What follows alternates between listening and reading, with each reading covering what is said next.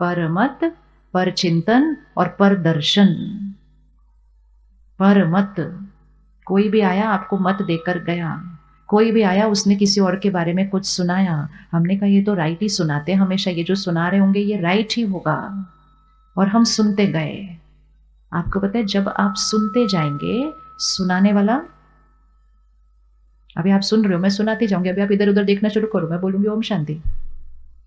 सुनाने वाले से ज्यादा जिम्मेवारी किसकी होती है? आज एक और होमवर्क करते हैं। पहला होमवर्क क्या था आज? 15 दिन क्या करना है? सबके लिए शुभ सोचना है। सिर्फ एक ही संकल्प करो, ये शुद्ध पवित्र आत्मा हो, फरिश्ता बन जाएंगे। दूसरे ने गलत कर्म किया, गलत शब्द बोले, फरिश्ते का काम क्या है? जहां मुश्किल हो वहां आकर सुख देकर चले जाओ।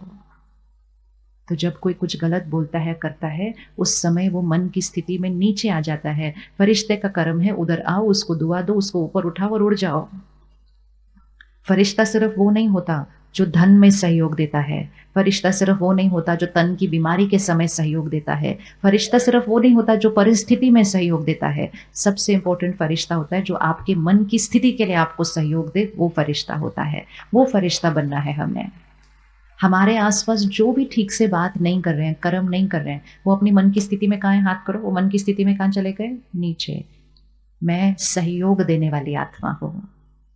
तो सहयोग कैसे देंगे? उनकी मन की स्थिति को ऊपर उठाकर। किसी के पास धन नहीं होता तो हम उनको धन देते हैं ना, किसी के पास रक्त नहीं होता तो हम रक्त दान करते हैं, किसी को हम अन्न दान करते हैं, किसी को हम धन दान करते हैं, किसी को हम अपना समय दे देते हैं, किसी को हम अपनी राय दे देते हैं, किसी को अपनी दुआओं की शक्ति दे दो। इस समय वो आत्मा मन की शक्ति से कमजोर है, इसलिए ऐसा व्यवहार कर रहे हैं। उनके व्यवहार को देखकर अपने मन की शक्ति को कमजोर नहीं करना, उनके व्यवहार को देखकर समझना कि इस समय ये दर्द में है, इसलिए कड़वा बोल रहे हैं, इसलिए तुरंत उनको दुआ देना, खुद भी बच जाना, और आपकी दुआ उनके लिए दवा बन जाएगी, उनका भी घाव ठीक होने लग जाएंगे। ये फरिश्ता होता है जो मन से सबको सुख देता है, मन से।